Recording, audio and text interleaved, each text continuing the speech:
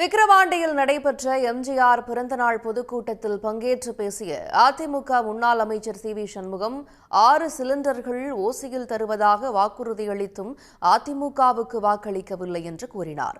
ஓசி என அவர் குறிப்பிட்டு பேசியது சர்ச்சையை ஏற்படுத்தியுள்ளது. தேர்தல் என்ன சொன்னோம்?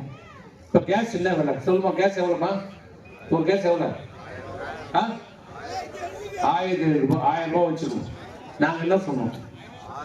நாங்கள் என்ன திமுக என்ன சொன்னோம்? 100 ரூபாய் கேஸுக்கு மானியம் தராங்க. சரி, 6 கேஸ் வரனா 600 ரூபாய் தான் ஆச்சு மானியம். அந்த 600 ரூபாய் கொடுத்தானா 100 ரூபாய் கொடுத்தாங்க 1 ரூபாய். நாங்கள் என்ன சொன்னோம்? எடப்பாடி என்ன சொன்னாரு? 6 கேஸ் ஒன்று ஓசியில் தராங்க.